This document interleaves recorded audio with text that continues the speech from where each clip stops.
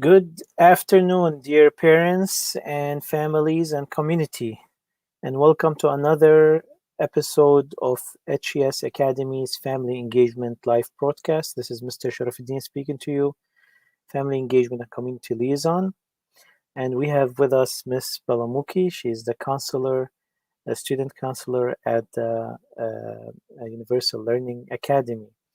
Presentation today is going to be about helping children cope with their emotions. Before we go to the presentation, I wanted to share with you some news and announcements.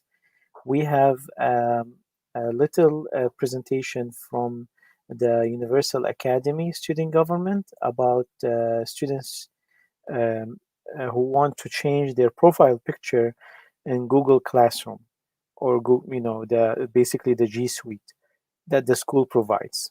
Here's the presentation. It's only 30 seconds. Video, I'll show you how to remove your Google profile picture. Go on myaccount.google.com/profile. You will see a page similar to this. Press your profile picture, then press remove. It should look like this before and like this after. Your profile picture should be removed after you've done these steps. Thank you for watching and have a great day.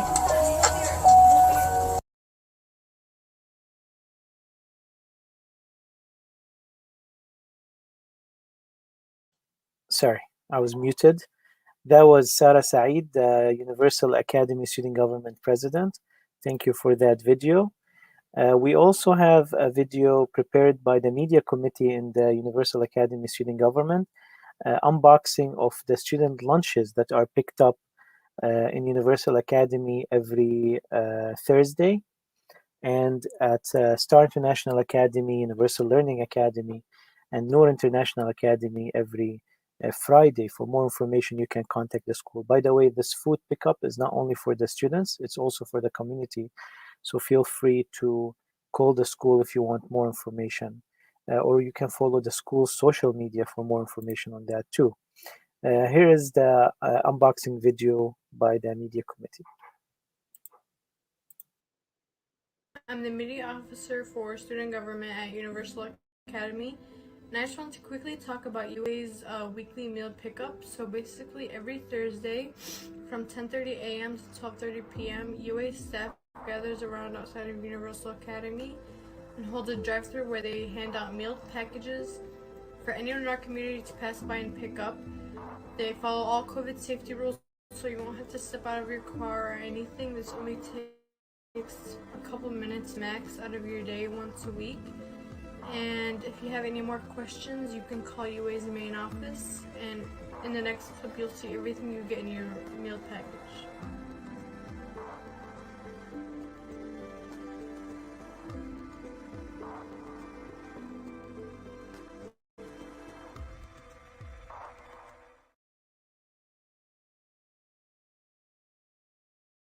So that was the unboxing of the lunch at Universal Academy. Similar lunches are provided for our community and students from all the schools. Also, this February month, we are celebrating the Black History Month. So I would like to also share with you a video that celebrates that. It's a 1-minute video. Here we go.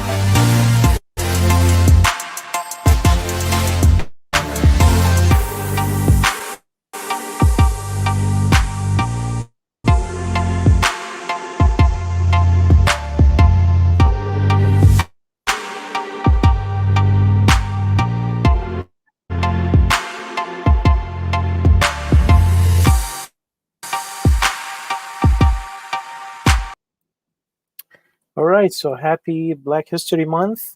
And as you know, the teachers will share lots of information in the classes uh, that celebrates the Black History Month. So, without further ado, I'd like to introduce to you Ms. Balamucki, who's going to be sharing with you a very important presentation about how children cope with their emotions. And sorry, she's not the counselor, she's a social worker at Universal Learning Academy. And I think you have to unmute yourself, Ms. Balamucki. Hi, everyone. Thank you so much for having me today, and thank you for sharing that information with us. That was a great information from all the academies, so thank you so much for that. Yes, we're going to go over a great topic today, which is helping children cope with their emotions. This is something that's really important now with all the challenges and changes that families are going through with the pandemic, working and learning from home, and going through a lot of changes and challenges. So we are going to be going over this today to talk about some strategies that you can use with your children to help them learn and cope with their emotions.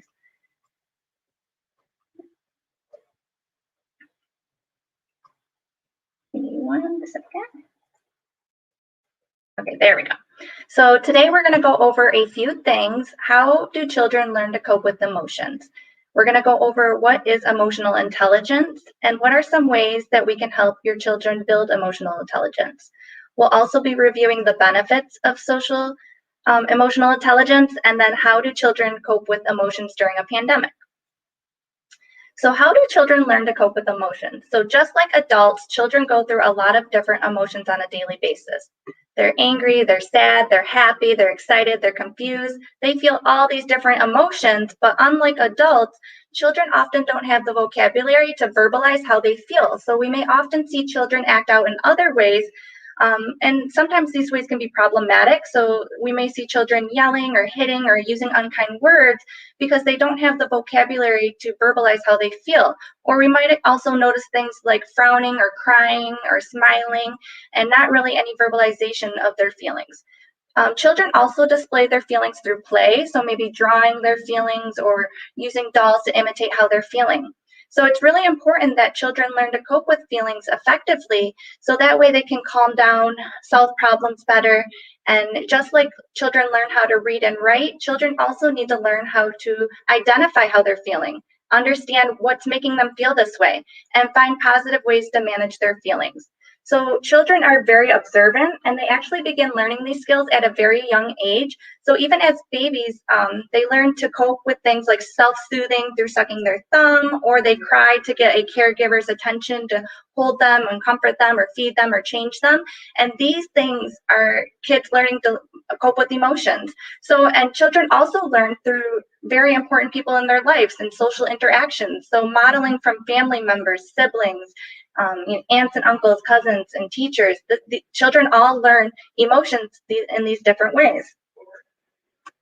So what is emotional intelligence? Emotional intelligence involves being able to identify, so saying how you feel. Do you feel sad, angry, happy? Understanding why you're feeling this way, and then coping with emotions in an effective way. So finding ways like taking a deep breath, you know, drawing or asking for help, finding an effective way to cope with feelings. There are 5 key areas to help develop this emotional intelligence. The first one is being aware. So the first one means being able to identify how you're feeling. I feel sad or I feel angry, and why you're feeling this way. Because our actions can impact others. So if we're reacting negatively and we yell and we scream about it, it's going to have a more negative consequence rather than if we were to calm down, take a deep breath, and try to handle it in a more appropriate way. The next one is self-regulation. So that's finding those skills that we can cope with emotions. And then being motivated to overcome challenges. So telling yourself that I can do it and I got this and I'm going to work really hard on continuing this goal. And then empathy is learning how to be able to understand how others are feeling. And then social skills, being able to interact positively with others. So how do children learn this complex skill? This is a very complex skill that takes a lot of time and practice, and even sometimes as adults, we have trouble with this. So it's good to remember that children are all unique and will learn the skill at different rates. And just like adults, children will make mistakes along the way, and they'll need support, reminders, and help developing the skill. This is an ongoing skill that develops over time and with new life experiences. But the very first step to help children develop emotional intelligence is helping them to identify and label emotions. So building that emotion vocabulary.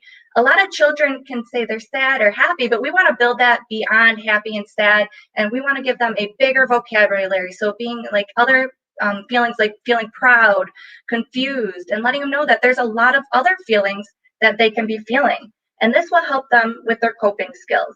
So we're going to go over a couple key areas and questions that you can ask children and statements that you can make that can help build these coping skills in children. So the first one is being self-aware. So we want children to be able to identify their emotions. We want them to be able to say how they are feeling. And sometimes we need to help them build this skill. So one thing that you could do is you could say, how do you think your friend feels right now? How do they feel? What on their face tells you they're feeling this way? So giving them a question or a statement that can help them learn these skills. I'm thinking you must be really sad that you couldn't play at the park today. So if your child's crying and you notice why they're crying is because they can't go to the park, help them identify that so they can start building that vocabulary. So next time they might be able to tell you, I'm feeling sad. I really wanted to go to the park today.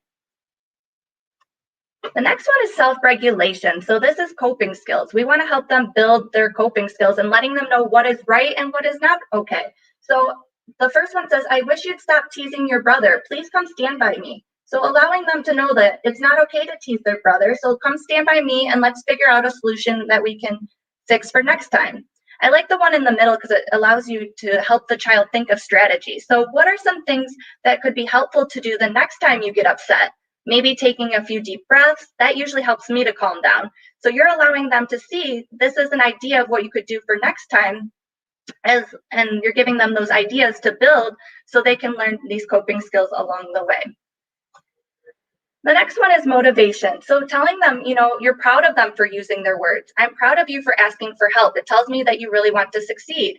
How did you come up with that great idea? So building that self-motivation and self-praise can help children feel good about their choices that they're using and help them to continue using it more. The next one is empathy. We want to help children identify how others are feeling, and this really helps them build their coping skills as well. And you can do this by saying things like, I remember a time when my friend said something really hurtful to me. It took some time before I could talk about it with her. So you're letting them know that you've also experienced something similar to that, and it took some time. But let's think about some strategies that we can use to talk to your friend. I can see why this feels unfair to you. So letting them know that you understand how they're feeling, and that's going to give them the validation that their feelings are important and that they can come up with ways to resolve their concerns. Social skills. We also want to build those social skills. So I know making friends at school isn't easy. Why don't you try introducing yourself to someone you haven't talked to during playtime? So helping them build those skills to introduce themselves, to make friends, and so that way they know how to build those social skills. So what are the benefits of emotional intelligence in children? When we start teaching children about feelings and ways to cope with feelings, it helps them to be more aware. It helps them to have more positive social interactions with their peers because they're able to communicate how they're feeling more. They're able to calm down in appropriate ways, such as using a strategy like asking for help, drawing, thinking of a positive thought, or taking a deep breath, maybe making a list of things that they can do. So it gives them all these skills and strategies to help them improve and have more positive relationships. It also helps them to have fewer behavioral problems. It gives them higher self-esteem and self-motivation because they can solve problems on their own. It helps them to make better choices. It improves academic performance because they're able to focus more when they're able to calm themselves down and think of a positive solution. It also helps them to develop empathy so they're understanding how others are feeling and how their actions impact others. It improves their communication skills because they're learning to state how they feel, and it improves their overall mental health and well-being. So what are some ways that we can help children build emotional intelligence? The very first step is labeling the feelings and identifying feelings. And there's a lot of ways that you can do this. You can help a child build a feelings vocabulary. So starting to name feelings, and you can do that by stating how they are feeling. So if you notice that they're sad or they're angry or they're worried, you can say, it seems like you're really angry or you're really sad. What can we do to make you feel better? Or what strategies can we use to resolve the concern? Talk about feelings daily. Just check in with children and say, how are you feeling today? What were some positives in your day, or what were some challenges in your day? Let's talk about that.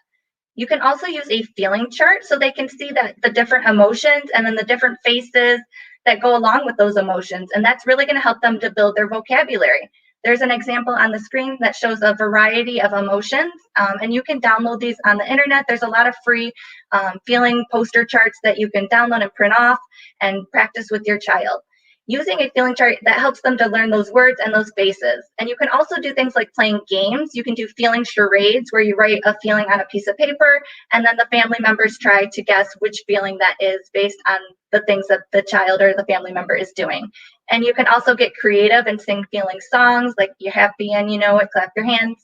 Or you can draw or you can write about feelings as well. Another great strategy to help children is using an I statement. So this helps the child to identify how they feel, why they're feeling this way, and what they would like. So the child could say, I feel really angry when you take my toy because it hurts my feelings. Can you please share with me? So it's a nice way for a child to state how they feel, why they feel that way, and what they would like to see happen. Another way is to help children label feelings in others. This helps to build empathy. A great way to do this is by reading a story with a child and trying to identify how is the character in the story feeling? Why is the character feeling this way? Did the character make a good choice? How did they cope with it? Did they take a deep breath? Did they take a break? Or did they make a poor choice like yelling or screaming or crying and making a tantrum out of it? What did they do? Did they make a good choice or a poor choice? So this helps the child to see what are good choices and what are poor choices. Discuss real and or made up scenarios with your child and try to identify how that person may feel. So maybe give them an example of something that happened with their sibling. How do you think your sister felt when you grabbed the toy away from her? Was she happy or was she sad? How do you know? And then talk about your own feelings with your child to show them how you handle strong emotions. Another way is to listen to your child's feelings and validate them. When you do this, you're able to reflect on the child's feelings, and this helps them to begin talking and getting more information about how to understand their feelings. Like what triggers them to feel this way? What made them angry? What made them sad? What makes them feel worried? And how they react when they're feeling a certain way. They can tell by maybe when they get upset, they cry, or maybe when they're angry, their face turns red or they clench their fist. These are signs that they're angry. So next time when they're feeling this way or they notice they're clenching their fist, they can try to do a calming down strategy like deep breathing, taking a break, drawing, painting, or something like that. And it also shows your child that they can go to you for support with their feelings and that their feelings are important. So when validating feelings, make sure that you try to show empathy, and you can say something like, you seem very mad right now. Is it because Gina took your doll? I understand why you would be mad. And do set limits as well. We want to help the child problem solve and let them know that feelings are different than behaviors. So it's okay to be mad, but it's not okay to push. Let's think of some better ways to resolve this problem. And then praise your child when he or she copes with a feeling effectively. So you could say something like, I really like the way that you used your words when you told Gina that you were mad when she took your doll. Just remember, don't punish or dismiss a child's feeling, because all feelings are important. And if you do this, this could make the child think that their feelings are unimportant or that their feelings are bad. So instead of saying something like, don't be sad, try saying something like, I see you're really sad right now. How can I help? Or what can we do to try to make you feel better? And then don't try to resolve everything. Allow the child to try some problem solving on their own, but you can always help them along the way if they're having a rough time with this. So that's going to help the child to build positive problem solving skills. Some other ways is to help the child find a positive solution to challenges, and then let your child to begin to identify those solutions on their own. So one way you can do this is model how you try to cope with strong feelings. So when I get angry, I try to take 5 deep breaths. I try to ask somebody for help. I count to 10, or take a break, or think of something happy to make me feel better. When you work with your child to show them the ways that you calm down, they're going to pick up on this and they're going to try those strategies as well. And then help the child see the difference between the feelings and behaviors. So like I said before, you want to help your child notice that feelings are okay, but certain behaviors are not. So you want to help them identify helpful choices versus hurtful choices. So helpful choices are those calming strategies like asking for help, sharing, taking turns, drawing, coloring, all those great things. And then hurtful choices are like yelling, using unkind words, pushing, biting, those type of things would be hurtful choices. So you could say something like, I see that you're very upset that your brother took your toy, but it's never okay to hit your brother. Hitting hurts. Let's think of a better strategy to solve this problem. And then you guys can come up with some strategies such as, okay, maybe you could use your words next time to let your brother know how you feel. Or maybe you could ask us for help or play with another toy instead. So you're helping your child build those skills to cope with strong feelings in the future. So when to reach out for additional support. So sometimes children need additional support when it comes to social emotional behavior, and that's okay. Everybody needs support at some times. So if you notice your child seems unusually upset or irritable for a long period of time, or they're having a rough time with their day-to-day activities, or there's changes in their normal routine or activities, that's when you should reach out for support. Some people that you can reach out to include your child's pediatrician, outside counseling or therapy. And then there's also support at our academy, so through school counseling and or social work supports. And if you're unsure, you can always reach out to your school social worker or school counselor, and you can ask them questions and to see if there are any resources, strategies, or supports that we can provide. So how can I help my child cope through the pandemic? There's been a lot of changes and challenges that children and family are going through. So it's really great to try to practice predictable routines and try to warn your child of any changes in routines. The more structure there is, that's going to make the child feel safe, and that's going to make them feel good. It's good to warn in any changes since we've already been through a lot of changes. And check in with children daily. Just reflect on the day. Maybe have a family meeting, maybe at dinner time. Talk about some things that went well through the day, and also talk about your challenges and how you guys got through them. Then help children practice positive self-care habits. So we want to make sure that we're practicing getting enough sleep, making sure we're eating healthy and drinking enough water, making sure to do things that you enjoy and that make you happy, always taking breaks so that way you don't get too overwhelmed, exercising and getting your body moving, and making sure to be creative and try to make the best and look at the positives of things. And then help children identify what they can control, as this helps reduce anxiety. So look at things that you guys are doing to stay safe. Look at things that you can do in your routine to make things improve. And then try to have the child unplug. We want to make sure that we try to unplug from electronics at times, since we are learning virtually and there's a lot of time on the electronics. So try doing something fun together as a family, such as playing a board game or a puzzle, just to get away from those electronics at times. And then also limiting news intake, as sometimes this can be overwhelming for children, so making sure to limit that. And then help children to safely keep in contact with family and friends. Socialization is a great coping skill, so making sure that you're doing that safely, whether it's through FaceTime, Zoom, phone calls, writing a letter. There's a lot of creative ways to stay in touch. And then try focusing on the positive things. Try to identify 3 positive things a day. This can help the child to stay motivated, it can boost their mood, and it can make them look forward to what positive things are going to come up in the week. And then remind children that they have a lot of support, and help them think of who they can reach out to for support. So family, siblings, friends, teachers, counselors, social workers, principals. There's a lot of people that can help support when they need help. So there's also some calming and mental health tools for families.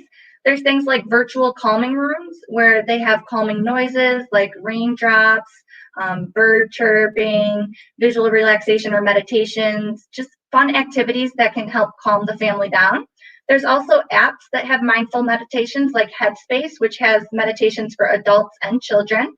And then there's also mental health supports through michigan.gov/coronavirus.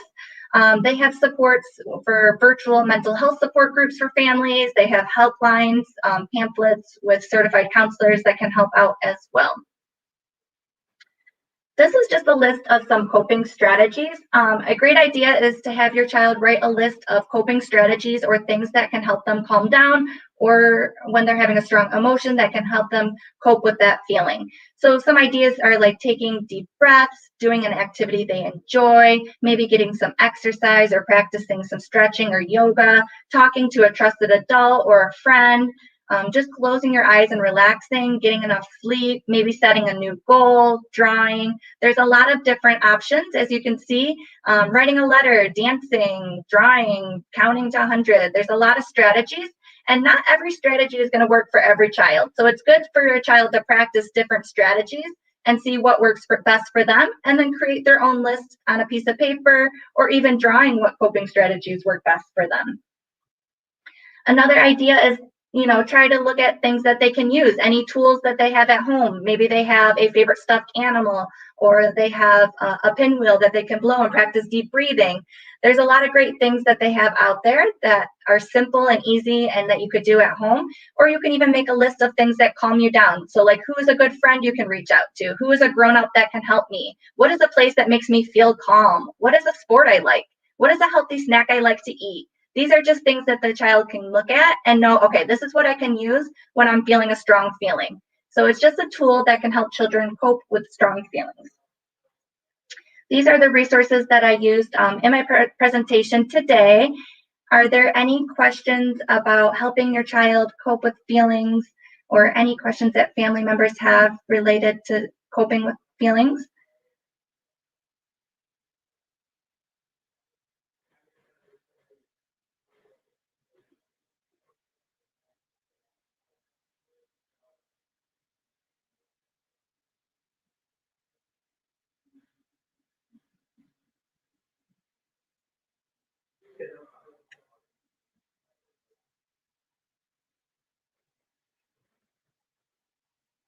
Yeah, just let me know if there are any questions.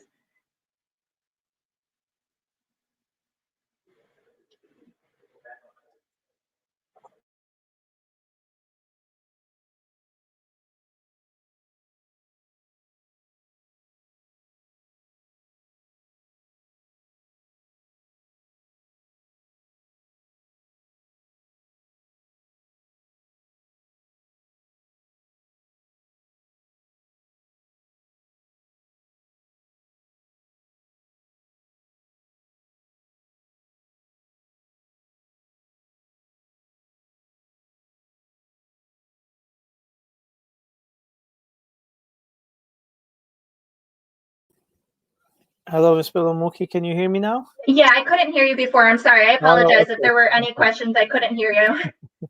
No problem. So, yeah, again, so I wanted to thank you, Ms. Balamucki, for the beautiful presentation. Yeah, And anytime. Ms. Balamucki is a social worker at Universal Learning Academy, part of Hamadeh Educational Services.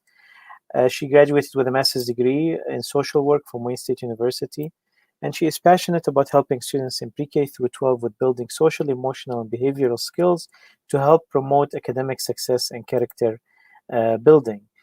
Um, for Ms. Balamucki, for children who are at elementary level, when they get into an argument, for example, with each other, like let's say siblings,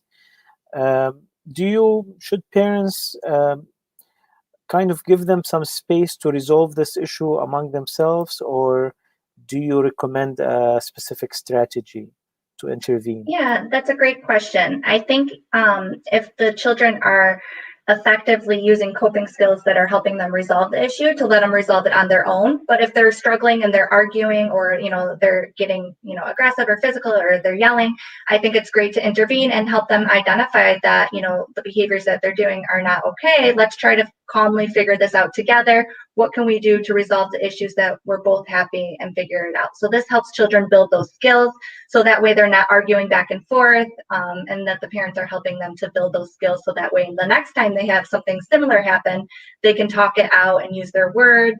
They can take a break and calm down, knowing that right now we can't figure it out because we're both yelling at each other. Let's take a break and calm our bodies down, and then let's come back and resolve it and talk to each other to see how we're feeling and what happened. Thank you. Yeah. Can you tell us a little bit about the term helicopter parent? What does it mean? And uh, So that I believe that means just like, monitoring every single thing that they're doing.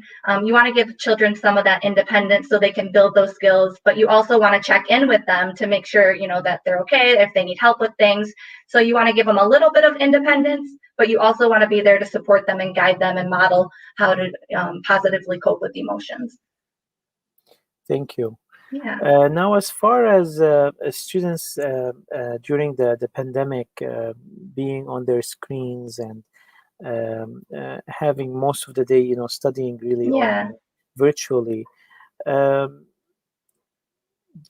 they tend also to also want to enjoy some things Yeah. entertaining on screen Right. afterwards. Yes. Is Of there, course. yeah, is there, what would you consider a good balance between on-screen and non-screen Yeah. So entertainment what or I activity? recommend throughout the school day, when children have passing time or they have breaks from the computer, just trying to, maybe take a few minutes, maybe get up and move and have a movement break or do something in between to kind of limit that constant on the computer electronics. And then, of course, kids love to play video games. They love to watch, TV or use the phone. So giving them a balanced amount of time after school, maybe setting a limit of like 30 minutes to an hour of on the electronics, whatever works best for the family. So that way the kid is still enjoying those things, but they're not spending their whole entire night on the computer or on the electronics. They're just spending a little bit of time each week. Thank you. Yeah. Um, when children see, especially now in the pandemic, and they see perhaps some of the things that they've been shielded from previously. The pandemic has revealed how nature can be cruel sometimes, a lot of sickness, a lot of death. What is the best way to introduce young children to these challenges in life with, Yeah. and make them cope with it? Yeah, and you wanna make children feel comfortable. You wanna ask them, how they're feeling, because kids learn a lot, they hear a lot, and they know a lot already. So making sure you're just asking them, how do you feel about things that are going on, and then also helping them build skills so that way they can cope with what's going on. And what really helps is telling them, what we're in control of. So we're in control of being safe. We're washing our hands. We're wearing our masks. We're social distancing. That helps kids to feel safe to what they're doing to protect themselves from what's going on around them. But you do want to be open with them and let them know, we're taking these precautions. People are getting sick, but what we're doing to stay safe is X, Y, and Z. And this can help them to feel that comfort. And if they have any questions, talk about their feelings and let them know, that these feelings are normal. And a lot of people are feeling a lot of different emotions with what's going on. So it's good to talk about those emotions as a family, say what we're doing to protect ourselves, what we're doing as a family to, social distance, stay in contact with people. So there's a lot of strategies as far as that, but making sure that you're telling them what you're doing to stay safe is really important for making them feel comforted and safe. Ms. Balamucki, I want to ask you about a phenomenon that was kind of popular in the past few years, probably about 10 years ago. It piqued interest from because of a lot of new books that were published on the subject, which is the subject of introversion versus extroversion. And I know that more modern research has moved away from these definitions because children have really a combination of these qualities. But what would you comment for, educate parents and community about just the different types of personality of children, and some children they Yeah, I lean to mean, go. Mhm. yeah, every child's different and every child copes with things in different ways. I would recommend, working with children and trying to help them develop those skills by identifying their emotions, helping them find coping skills that work for them. But if the child is having trouble, that's okay.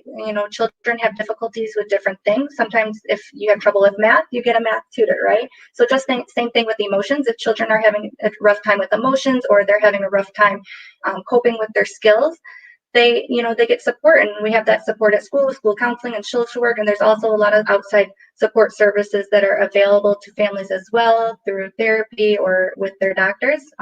So I just recommend if that a child is having difficulty that they, parents reach out for that support or ask for strategies that they could try with their child. Thank you. Yeah. Okay, maybe a final question is sometimes there is social stigma around receiving social work help for a student. Either there is fear that it has to do something with authorities, and sometimes it is more of a concern of that it's associated with something that might hurt their reputation or the reputation of the child or their esteem. It's a stigma at the end of the day. How do we face this stigma? Yeah, so we have to remember that our mental health is just as important as our physical health. Just like you would take care of yourself by eating healthy and, getting enough rest, you also have to take care of your mental health and take care of your self-care, working on coping skills. And sometimes children have difficulty developing those skills, and that's okay. And we just have to have that open mind that, we're working on this goal, just like if we were working on a math goal or we were working on a science goal, there can also be a social skills goal, and that's okay. And it's just opening that idea that mental health is just as important as physical health, because we have to be good with our well-being and our strategies and our skills. So I think it's more getting the word out that mental health is just as important as physical health, and that could really improve and decrease that stigma. Thank you very much. And with that, I would like to thank you, Ms. Balamucki, for this Thank you so important. much. And if there's any other questions that come up from families, they can always send me an email or reach out to the school, and I'd be happy to answer any more questions. For sure, I'd like to emphasize to our community and parents that school is part of the community, so you can always seek help and assistance from the school. It takes our superintendent, Ms. Nawal Hamadi, always says it takes a village to raise a child, and it manifests. This saying manifests itself within our school system. It takes a whole community to raise our children, and we are all in this together. So if there is any question or you need any help, the school is there for you to seek assistance from it. Thank you, Ms. Balamucki, again. Thank you. Thank you so much. We hope to see you soon, and we'll see our audience again, all the followers of this broadcast. We'll see you next Friday at 3 p.m. Thank you. We will end with the video again, celebrating February as the Black History Month. Have a great weekend.